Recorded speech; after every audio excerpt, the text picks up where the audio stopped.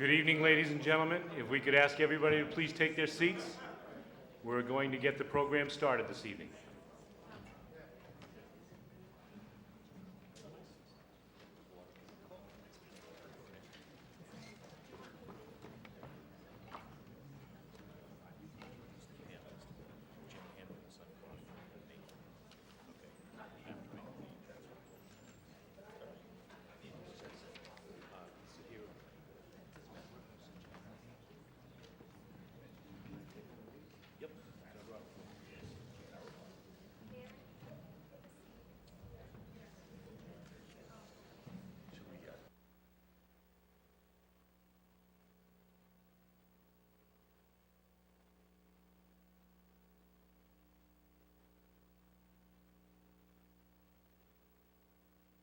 My name is Jack Lankin. I'm with the United Regional Chamber of Commerce. Welcome to this evening's program, where we will have the Senate and state debates. What I'd like first for everybody to stand so we say the Pledge of Allegiance. I pledge allegiance to the flag of the United States of America and to the republic for which it stands, one nation, under God, indivisible, with liberty and justice for all. At this time, I'd like to introduce our moderator for this evening, Mr. Chris Bond. Good evening, folks. If you're wondering who I am and what I'm doing up here, you're not alone. I'm wondering the same thing. I think it's because I live in Franklin and my office is in Franklin, so I don't have a dog in this fight here tonight at all. These elections do not impact me.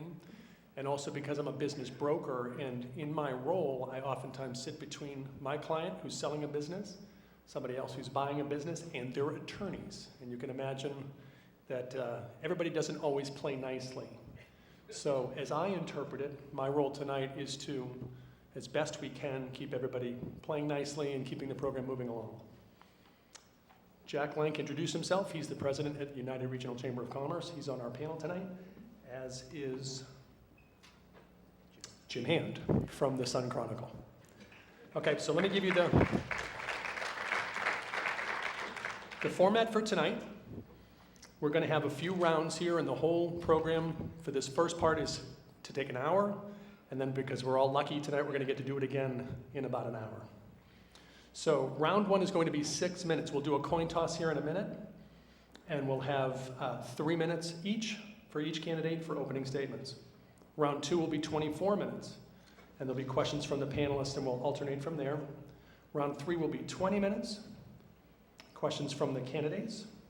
And then round four will be 6 minutes, 3 minutes each for closing statements, and there'll be a couple of minutes for closing remarks at the end. So we'll start with the coin toss, as I said, and Mr. Bailey, you'll be calling it in the air, please, if you would. Okay. On your mark, get set, go. Heads. And it's tails. So Mr. Timilty, you get to open with a 3-minute opening statement, please. Good evening, everyone, and thank you for being here. I'd like to first start by thanking the United Regional Chamber of Commerce and the Sun Chronicle for hosting this in Attleboro High, for having us tonight. I'm Jim Timilty. I live in Walpole with my wife, Mary, my daughter, Caitlin, and my daughter, Mary Jane. For the last 8 years, I've been representing you on Beacon Hill as your state senator, working tirelessly and only for you on issues that matter to you and your family, issues like education, environment, economic development, and public safety. Education is the cornerstone of our society, and it's something that's very important, not just to us passing the generational transfer to make certain that the generation that comes behind us has all of the opportunities that we had, but it is also the cornerstone of our economic development. You need an educated workforce, and that's why I was very proud this year to have worked so hard on Chapter 70 and to fully funding the special education circuit breaker, and also honoring a commitment I made to a school committee member about chasing down McKinney-Vento and securing much needed dollars for the city of Attleboro as it relates to homeless children who are being bused, and that item was picked up by the state. And that was a challenge that was brought to me, and it was something that was delivered. The environment, working very hard to do a Toxic Use Reduction Act in the Senate. Also, paying attention to make certain that the harmful chemicals that are in our everyday environment, in our everyday products, are taken out. And we can see no further than right up the street in Walton Lawnsbury what the legacy of the Industrial Revolution can do to a neighborhood. And it's something that's very important. I think the state has a role in restoring those lands, and the federal government has a role in restoring those lands so that neighborhood can feel safe. Also, in terms of public safety, as the Senate Chair of Public Safety, worked very hard on a 911 bill, which is bringing much needed dollars to the city of Attleboro to redo their 911 system. I know that statewide, over time, that bill will save a life. And economic development, worked tirelessly on lowering taxes, tirelessly on expedited permitting, and limiting certain regulation as it relates to the small business, which is the engine of our economy, getting out of their way and helping them create jobs. So I've enjoyed my time in the Senate working for you, working in your neighborhoods. I know the issues. I know where we can go, and I have a significant hope and optimism that this Commonwealth, which is the best state and the best nation the world has ever seen, will move forward. And I'd like to do that as your state senator, fighting for you every day on Beacon Hill, doing nothing else but fighting for you. Thank you.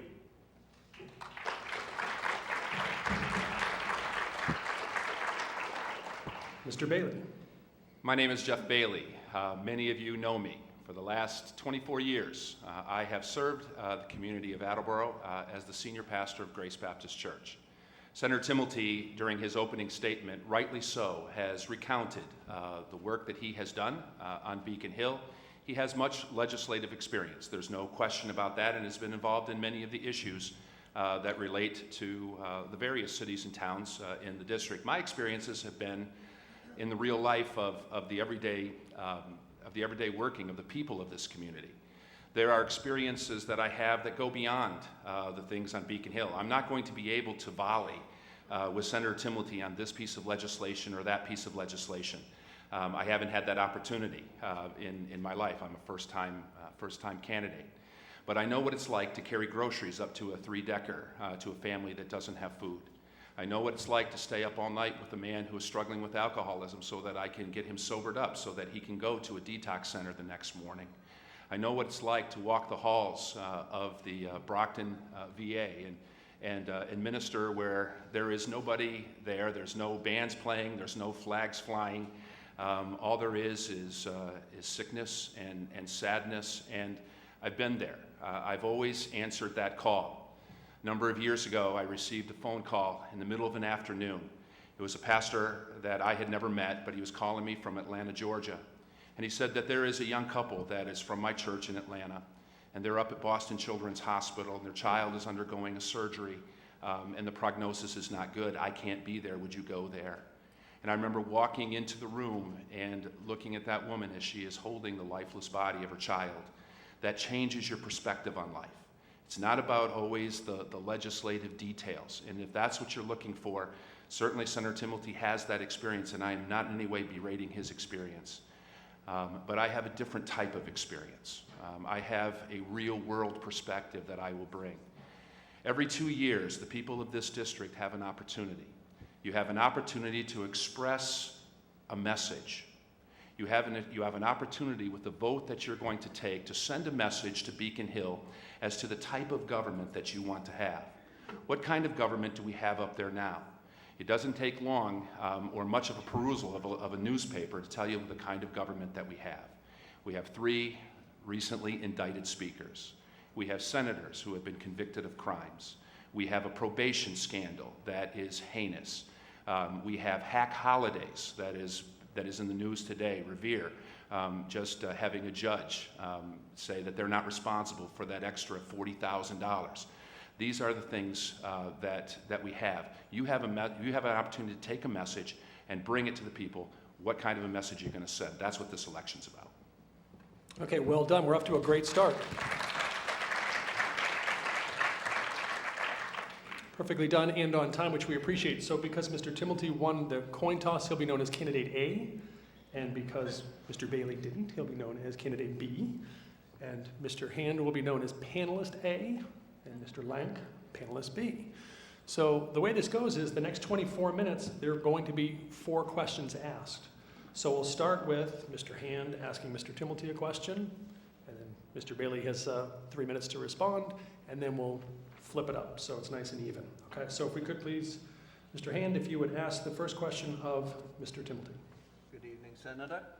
I'm sure you're aware that polls show that Massachusetts voters are leaning toward passing referendum questions that would legalize medical marijuana and doctor-assisted suicide for the terminally ill. My question is a two-part one. Do you favor these ballot initiatives? And if they are passed, would you vote to either repeal them or alter them in any way? On both questions, question 2 and 3, I'm going to vote no. While I understand what the people behind the ballot question, what they would like to accomplish, certainly, anybody in pain who has a significant malady who needs some medicine to make them feel better, I'd love to see them get to that place in as much as they can. I don't necessarily know that a ballot question in legalizing medical marijuana, where it's still a federal crime, is the way to go. Maybe more appropriately, if something like that, it should take some time and go through the legislative process. Also on the death with dignity. Obviously, having some experience recently in events like that, I'm very sympathetic to any family member and individual who's going through that. That's something you never want to see. However, again, by a ballot question, I have some problems about. I think that's a weighty topic, and I don't think it should be done in a ballot question. But if either pass, it will be the law. It's similar to the decriminalization of marijuana. There won't be any effort on my part to go against the will of the voters in this regard. So I don't plan on doing anything if they do pass. Thank you. Mr. Bailey, 3 minutes to respond. I would concur with the senator as far as the positions on those two ballot questions. I would also oppose both. On the medical marijuana, my assessment is it is just an attempt to move us toward the realm of complete legalization. If the proponents, if that's the direction they want to go, then let's be honest, let's put it out there and let's have that discussion. But the FDA does not recognize medical marijuana as a legitimate painkiller. We have other pain medication that can be gotten. We see there are other states who have gone this route with some devastating consequences, I believe. The superintendents of our schools, our police chiefs are all opposed to it. People of both parties have come out, it's kind of bipartisan disagreement with this ballot question. So my assessment is no, it ought not to pass. I also have very strong feelings on on question 2, which deals with the end-of-life issues regarding lethal medication to end one's life. The specific concerns that I have is number one, you have it based upon a 6-month prognosis on the part of a medical doctor. Medical doctors are not fallible, which is why the Massachusetts Medical Association is also opposing this. They understand that they don't want people making these kinds of decisions, based upon a best estimate that they have. Not that it's not an educated estimate and doesn't have some history to it, but nonetheless, it's not foolproof. The assistant pastor that has served with me for more than 20 years at Grace Baptist Church, I don't want to violate his privacy too much, but he's here tonight, and he has gone through some significant medical challenges. And I remember back in 1994, we were up at Brigham and Women's, and the doctor's telling him, go home, get your affairs in order, there's nothing that we can do. He's here tonight. So I don't see the logic of this, and I just cannot support it. Now, as to what I would do in the legislature, I would certainly want, before I would make any firm conclusions what I would do, I'd say, what kind of suggestions would be brought forth. But as a freshman legislator, I'm not going to, lead the fight on these two particular issues.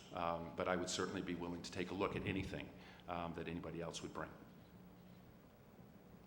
Well done. Okay, great. Somehow I'm drinking water like it's going out of style, and our two candidates aren't. I'm not sure how that works, but I can play water boy. If you guys need a bottle of water, please just speak up. Mr. Lank, please continue.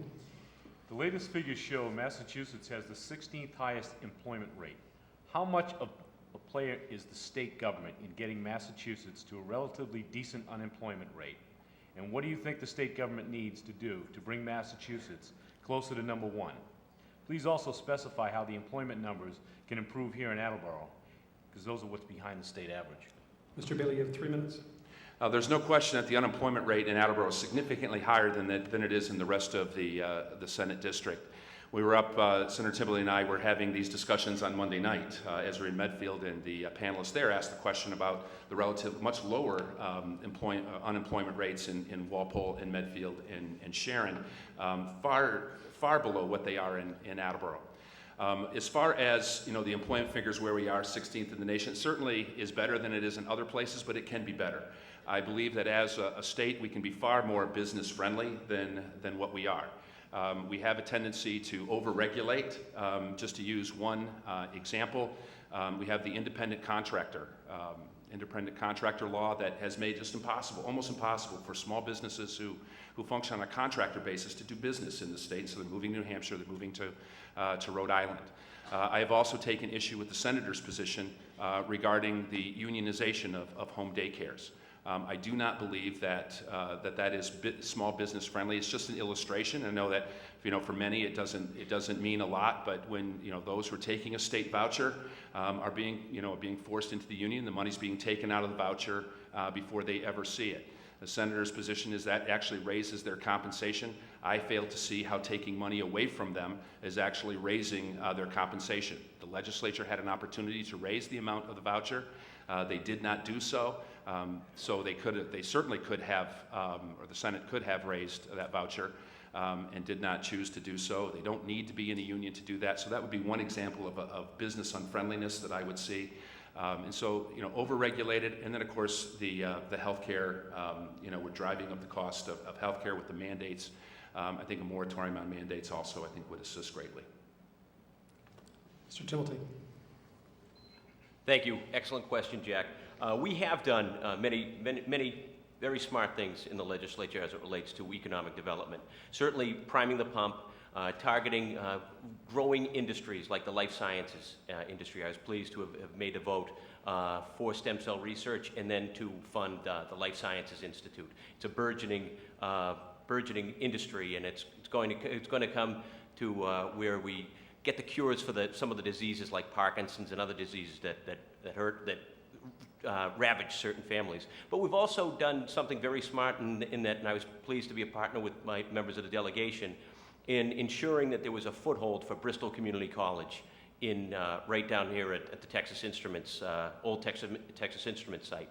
And what that is as I've said, you need an educated workforce. And I think Bristol Community College, with its 1,200 students there, that's an educated workforce that had been going to Rhode Island College, had been going to Community College of Rhode Island. Now they're being educated here, and I think that as it relates to a 9% unemployment as opposed to 4.4% up in the town of Walpole and Medfield, yeah, it is high. But I think as we continually invest in our education, we're going to have the educated workforce that's going to be, those will be the leaders of tomorrow. They go there for the first 2 years, then they go upstairs to Bridgewater State University, and they're going to be the ones who start creating the companies, start creating the jobs, start employing their friends. And I see, as I say, I see a hope, I see an optimism in this area. I always say that I represent 170,000 people, and people say that deviation is 165,000. How does that happen? It's because people are moving my way. So I see some great things in our economy. I think we've done that. And also, we did an economic development bill where we lessened regulations, we invested in our infrastructure, and we also, for the first 3 years of a new company that starts, we limited their taxes. So we're paying attention to business because, as I say, business is, the future of our state is through our small business and through our economy. There's no other way. When we get to full employment, that makes everybody's job and everybody's life a little bit easier. Thank you. Thank you. Because you had to go second, you get to go again. Oh, goody. What are your thoughts and where do you stand on the federal judge's decision to grant a sex change operation for a murderer? Mr. Timilty. Okay. Absolutely, adamantly opposed to it. If the federal judge wishes to make that order, then the federal government should pay for it. Certainly, I have no idea why, other than just the most routine bits of medicine, are provided to somebody on death row. That person made a decision, he took a life, and now he is spending his time, I believe, in Walpole and Norfolk. Having been up on those tiers with the professionals, as I say, as the chair of public safety, I know how unpleasant an environment that is. But the fact that in an economy like this, or any economy, that somebody would be asking the taxpayers of Massachusetts to fund that elective surgery, which to the point, there are many people who call my office and come to my office, who I run into at coffee shops and run into at street corners, who don't have enough to get through their day, wondering where the next check's coming from, wondering how they're going to get through from year to year with all the uncertainty that's out there. And then to pick up the paper and read that this gentleman, and I use that term loosely,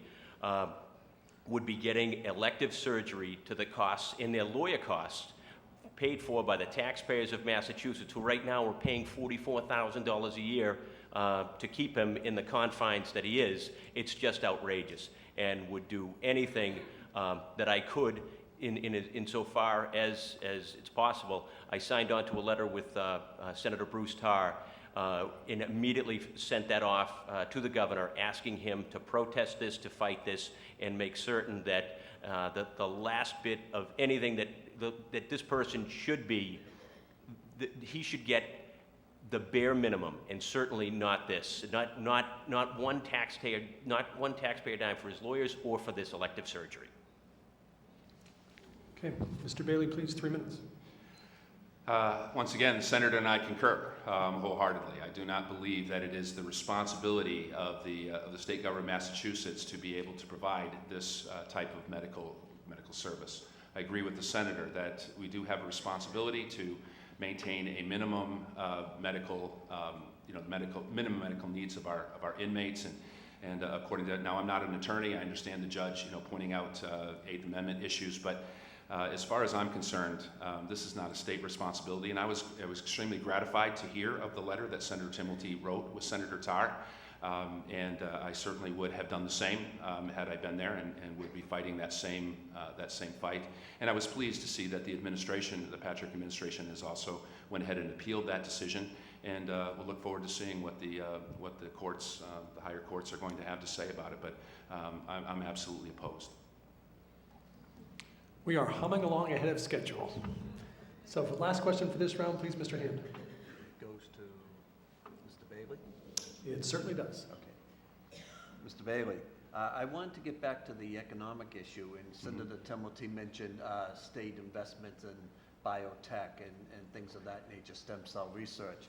Massachusetts also invests heavily in alternative energy industries, and there's been some great success stories and jobs created. There's also been some big failures with bankruptcies and moving to China and whatnot. So my question is, do you believe we should continue with these tax credits and investments in alternative energy in them, or just alter the way we do them so there's less risk to the taxpayer? Well, anytime that you're investing in a private company, there's always risk, whether you're doing it on your own through buying stock in a company, or whether you're doing it at a state. I don't know how you remove that risk. The question is it, as to what is the responsibility of the state, or what role the state has in these kinds of investments. It is true that with highly speculative companies like the alternative energies, which are still to a great extent in their infancy, these private companies have a very difficult time finding conventional financing. So, in concept, I'm not absolutely opposed to some of those investments, but I also think that we need to take an all-of-the-above strategy. We should not be, completely casting off, more traditional forms of energy just so that we can invest exorbitant amounts in these types of alternative energy. So I'm an all-of-the-above kind of guy, and would like to see. I would like to see all of the energy sector, taken care of as it is necessary. Obviously, we have evergreen solar, which is the one that went belly up, that has cost the state, millions of dollars. I think we have to take a very close look when we're investing those kinds, of amounts. So I think it needs to be more of a priming of the pump. But with evergreen solar, it went well beyond the priming of the pump, and we were, financing it to a significant degree. And I think we need to avoid that in the future. Just focus on, smaller bites, and make sure that the company shows a viability before we start to invest large sums of money in it.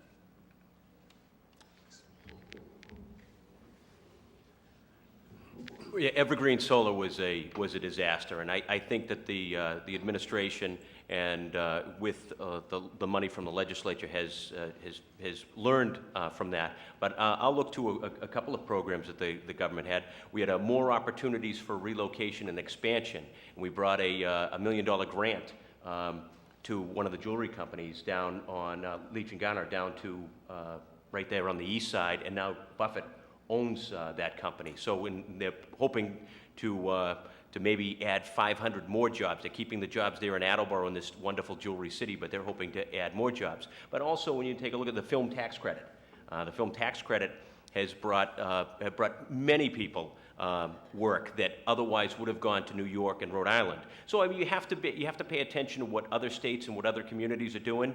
Obviously, it's not Massachusetts is not alone in picking some businesses that failed. Certainly, Rhode Island did it with Kurt Schilling's company. So, I mean, other states have learned the lesson. But I think what we have to focus on more is the targeted investments more in infrastructure.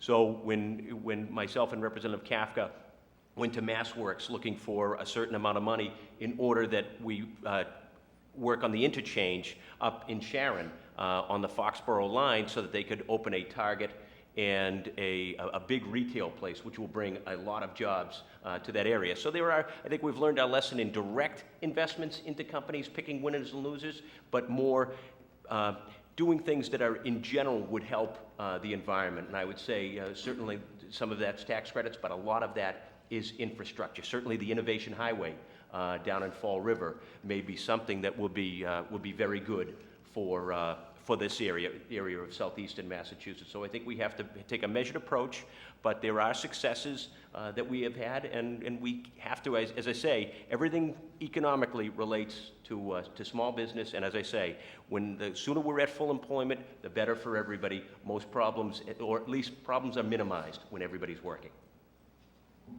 Okay, so that concludes round 2, and our panel can take a break during round 3, because in round 3, the candidates are going to ask each other questions. So we'll start off with Mr. Timilty asking Mr. Bailey a question. Mr. Bailey has 3 minutes to answer. Mr. Timilty has a couple minutes to respond, and then we'll flip it. We're going to do this 4 times. The next round is about 20 minutes in length. And Mr. Timilty, if you would start us off, please. Okay, thank you.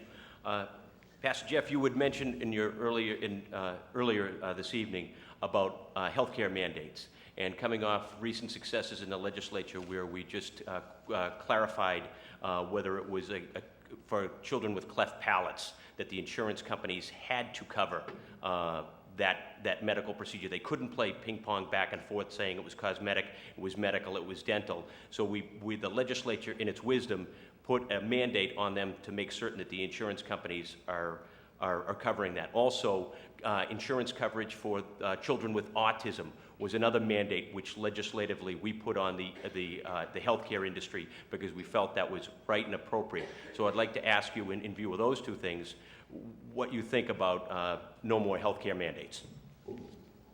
Well, obviously, there are many medical issues that face the citizens in the Commonwealth, and there's no judging the worthiness of each and every one. I know it is sensitive to say, well, what about the children? And you point out these 2 conditions. I'm the pastor of a church. I minister to people, and I cry with them, and I pray with them, and I try to be a help in their lives. And so, yes, my heart, as a human being, my heart is moved toward those things. But I also know that we have to be good stewards over the resources that we have. And as much as we would like to do everything, we cannot. Now, as far as the exact worthiness of these particular mandates, certainly, you can look at different mandates, but, and we say that these are worthy, then they should probably replace 2 others. I am 50 years old. There are certain types of the mandates that I don't need. Give us more options. Allow us to choose more. I don't have a problem with requiring, insurance companies to pay for some of these things, but give us the choice as to whether we opt for that coverage or not. You know, my wife and I, you know, there are certain things we no longer need. I do not need drug and alcohol rehabilitation coverage, and that mandate is there. So we have a lot of mandates. We need to have more choice. And so I think a moratorium, but I could live with some adjustment to saying if we're going to add new, then they should replace some of the old ones, the ones that aren't necessary. 2 minutes, please, to respond. When you deal with individuals that come in, and certainly these insurance companies and these insurance lobbies and these insurance lawyers, they so far outmatch your average family. So when you talk with a woman with with 3 children who are on the spectrum, and some very severely challenged, and they have these worries and concerns, and they're looking for help. Certainly, that is a role of this healthcare system. People come from other parts of the world for the healthcare in Massachusetts, and certainly it's something that we owe. And I think our country and our Commonwealth is a better place when we serve the people the appropriate way. And the insurance companies, who are all too willing to take your premiums every month, are so unwilling to provide you the service that you need. So sometimes legislatively, it's not all the time, but sometimes you're the one who has to go, put the mandate on them. You have to fight for that individual who can't. And that's if you can't go to the district court, you can't go to Superior Court, you come to Jim in the general court, and we get these things done, and it's a better Commonwealth and a better country when we do it. Okay, Mr. Bailey, you're up. Senator Timilty, you voted in 2010 to take our tax dollars and bail out the city of Lawrence to the tune of $35 million. Could you explain to all of us tonight why you feel that taking that kind of money from the state coffers, why that, or how that would benefit this particular district to bail out the city of Lawrence? 3 minutes to answer, please. Well, the feeling in the legislature was, Lawrence is a very troubled city with suspect leadership, certainly, but this is not a state gift to Lawrence. This has happened in other areas like Springfield and like Chelsea, where a municipality was poorly run and they ran themselves into some problems. So all this vote allowed was for them to borrow that said dollar amount. It wasn't state dollars being gifted to them. They were allowed and able to borrow them, because the idea being, if you just let them fall and run right into the ground and into receivership, a la Springfield and Chelsea, you would have owned them anyway. So there's no getting around, sadly, when you're in Massachusetts. And as one of 40 in a Commonwealth, you're one of 40 in a state of 6 million. You're a decision maker. You have to take a look at what comes across your desk. And certainly sometimes you have to do what's right for, might not be politically popular in your district, but you have to do what's right for somebody else's district, in that when you stand up like I have, and I fought against a power plant in Walpole, when I've looked for help from other legislators, when I fought against the T, I looked for help from other legislators. When I put a moratorium on expansion for the T, I was looking for other legislators, and I passed that overwhelmingly, 35-3. But as I said, fighting a power plant, you're going against a pretty big lobby in a big sector of the economy, the energy companies and the Energy Facility Siting Board. And I looked to my colleagues, and I put an amendment in, and I was successful, because you're in a game of 21. Sometimes if you don't have the governor, you're in a game of 30. You need to have relationships. So I took a look at that bill, and I knew it wasn't politically popular, and some of my friends from across the aisle were going the other way, but I did realize if you break it, you own it. So we gave this one time, we gave them a chance to borrow. The city of Lawrence is on the hook for that. We hope that they will somehow get themselves out of the messes that they're in. But as I say, as a decision maker in the Commonwealth, you're forced to do some of those things. And over time, I think that when they get new leadership, they may be in a position to get themselves out of it. They have a lot of struggles up there. But right now, this was not a gift from the state to them. This was just allowing and enabling them to maybe try to help themselves. Our local cities and towns are struggling to be able to maintain basic services. There's no question about that. To send $35 million, even if it is a loan, and I'll take the senator's word on that, that's not how I read the legislation, but I could be mistaken. But nonetheless, it might as well be a gift, because to the city of Lawrence, any money you put in there, it's not coming back. And that is, and anybody could know and understand that if you know and see how things have gone there, not just over the last few years, but for generations. There are real issues up in Lawrence, and there are issues in their school districts. They are trying to do some things, but the financing isn't the problem. The leadership is the issue, and until major reforms in place, it was a poor decision, in my view, to give them this kind of money. Certainly with reforms in place and a real plan, but to say, well, we just threw $35 million after them and just hoped, and we just hope, we got our fingers crossed, and we're hoping that they can pay that $35 million back. Listen, state government cannot be run on a hope and prayer. It needs to be run on sound fiscal principles. Okay, very good. So you have the drill by now, right? Mr. Timilty, your turn again to ask a question. Thank you.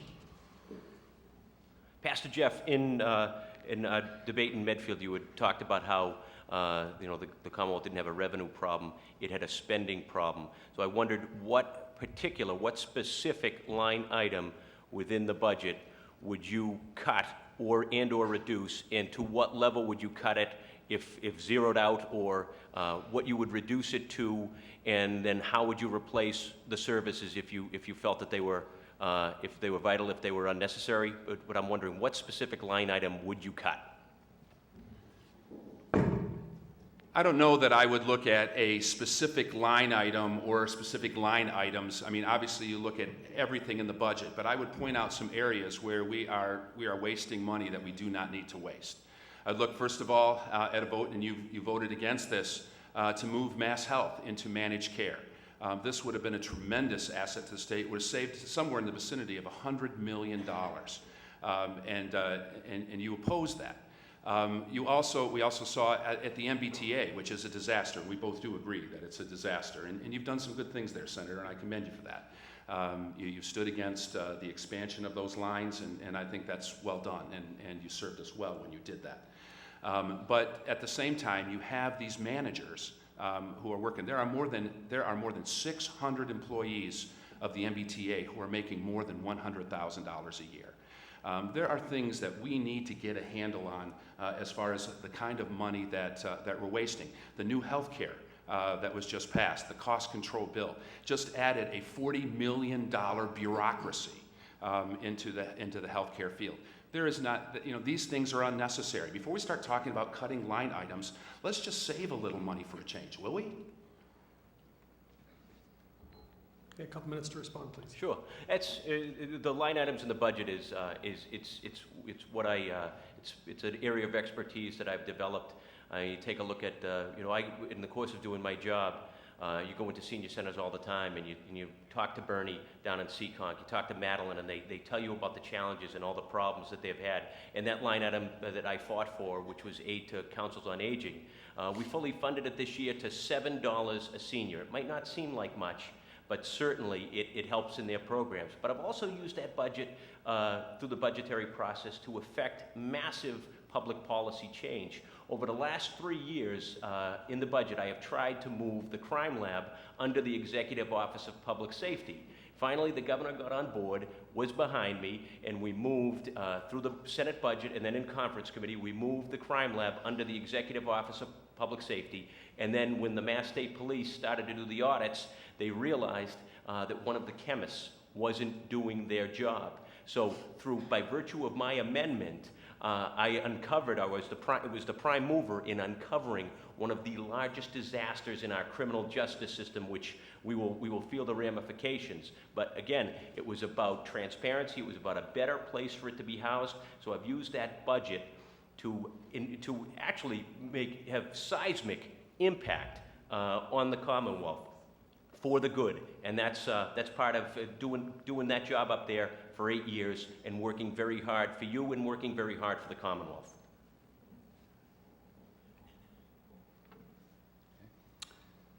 Okay.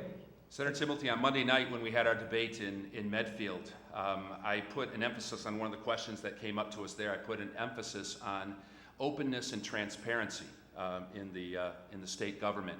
I particularly mentioned that I felt that the legislature needs to end the exemption or their personal exemption on open meeting laws and the open records law. You're not on record regarding any of those things, and I'm not asking you to go on record tonight, but we did get to talk about committee votes. And I said that one of the positions I take is that we should put committee votes online and make them open so that if a bill goes into a committee and doesn't come out, I think the people who want that bill to be passed, they have a right to know who voted for it and who voted against it.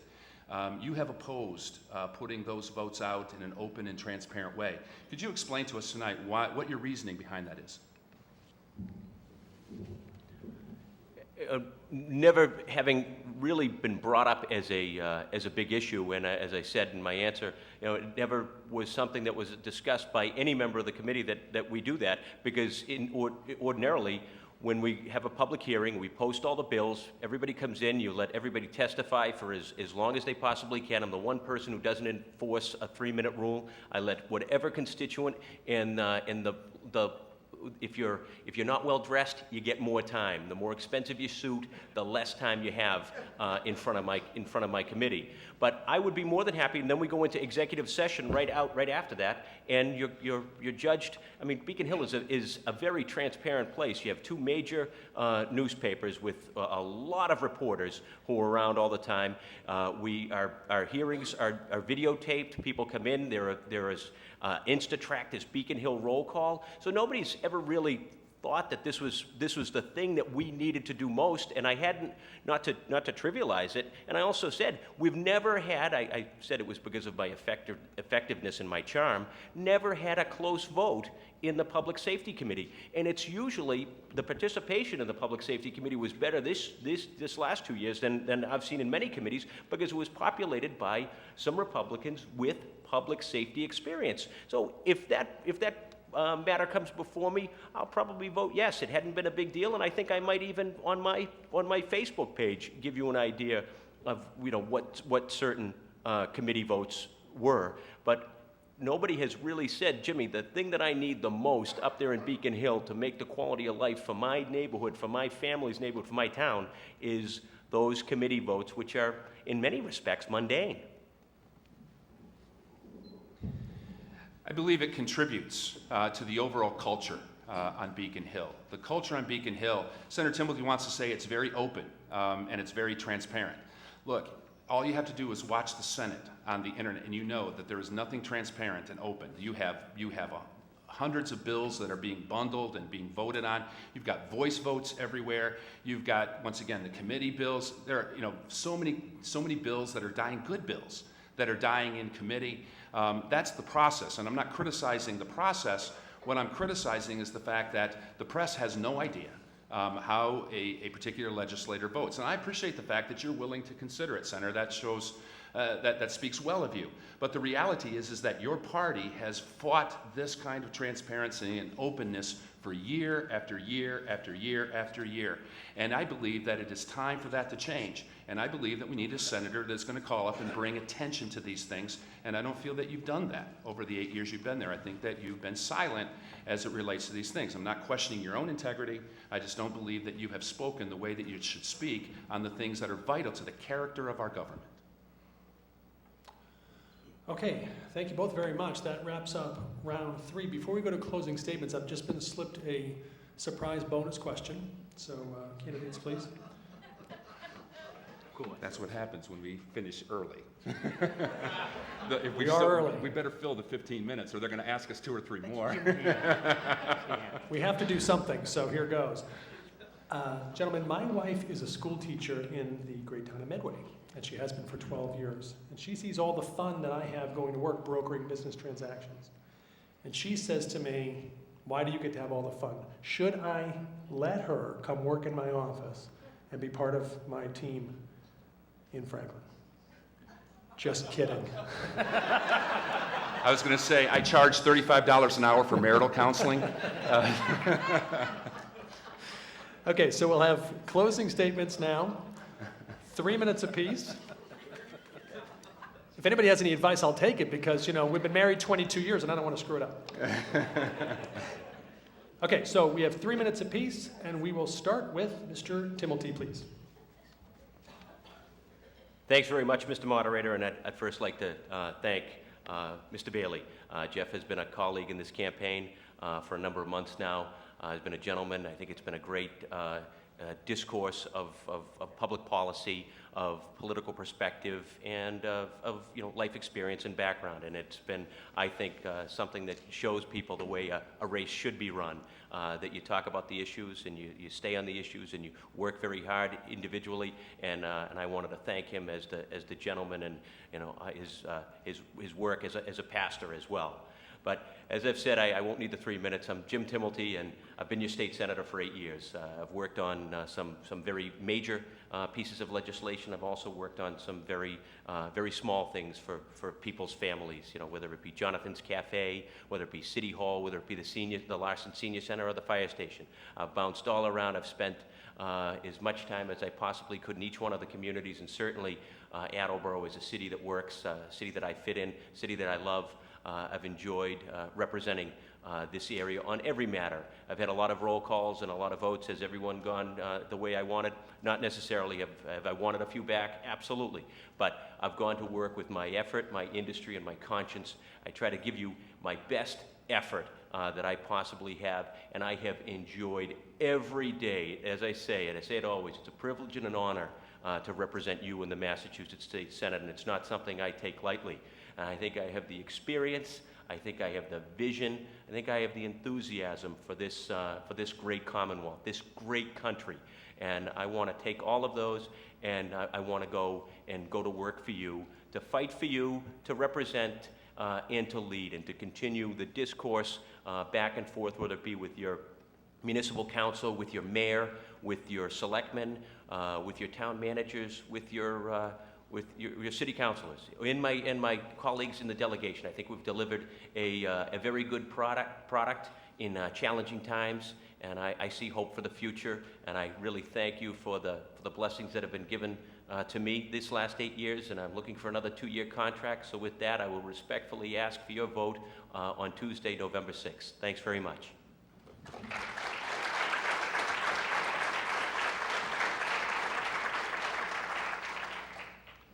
I also want to thank the Chamber, the Sun Chronicle, and Mr. Bond for your work tonight and being willing to serve the two of us as we seek to advance this campaign.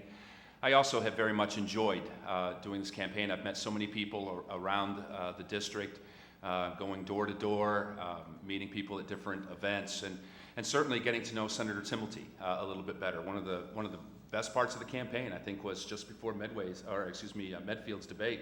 We sat down, we talked about our families a little bit. I got a little bit of the history of his family, and we just had a pleasant conversation. And regardless of what happens in November, I look forward to continuing my friendship with the senator and look forward to that. Tonight, you have heard a debate on issues as they relate to policy questions. And when it comes to a knowledge of this bill and this knowledge corridor and these things that are in the works, certainly I don't have the experience that Senator Timilty has. I honor that experience, and I appreciate the fact that he is knowledgeable on the things that he has been involved in. And after 8 years, I would have expected nothing less, and you wouldn't want a senator that wasn't knowledgeable of these things. But I believe this election is about more than that. I believe we have a problem on Beacon Hill, and it is up to the voters of this district to send a message that the way things are being done up there is not acceptable. I am not accusing Senator Timilty of any kind of corruption. There is absolutely no evidence that he has ever done anything unethical or illegal or anything along that line. He has not embarrassed the district. He's not embarrassed himself or his family. But I believe that there is a lot of things happening on Beacon Hill that is embarrassing to the Commonwealth. And I believe that if you send Senator Timilty back, it's another way of saying, we're fine. Keep doing it the way you're doing it. We're satisfied. But if you send me up to Beacon Hill, you'll send a message that we're tired of business as usual. We want a change. And I will represent that change. I'm not saying that there's going to be 200 people who are going to jump in and say, oh, that Bailey guy, we like him so much, and he's such a great leader, we're all going to follow him, and I'm not naive. I know that that's not going to happen, but I take inspiration from a man by the name of William Wilberforce. Some of you may know that name. He led the way in the British Parliament. He stood alone. He had no friends on either side of the aisle. He stood up with his conscience. And for year after year after year, he stood alone. He was not go along to get along. He was not interested in being part of the club. He stood on principle alone. And after many, many years, he was instrumental in abolishing the slave trade in England and changing the culture.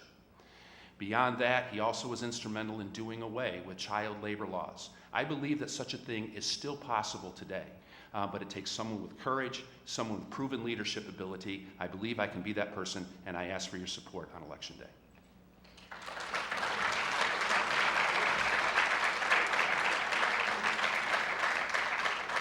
Okay, just a little bit of housekeeping and we're done. Our thanks, of course, to the candidates, to our panel, to Chris Sweet, who's in the front row. Most of you can't see him, but he's been our timekeeper tonight, and I think will be for our second part of this evening. So thank you very much for your help. You didn't get the workout I think that you probably were expecting you were going to need, so that's good news. It says here to remind everybody to vote. Why do I get the feeling on a chilly Thursday evening this group doesn't need to be reminded to vote, right? You're out here listening, right? So might be preaching to the choir, right, to remind this audience. It also says to remind you where the polling places are. I haven't a clue, but I get the feeling you do.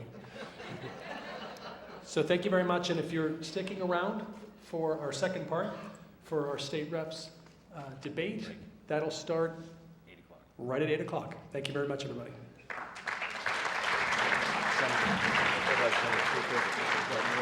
Senator.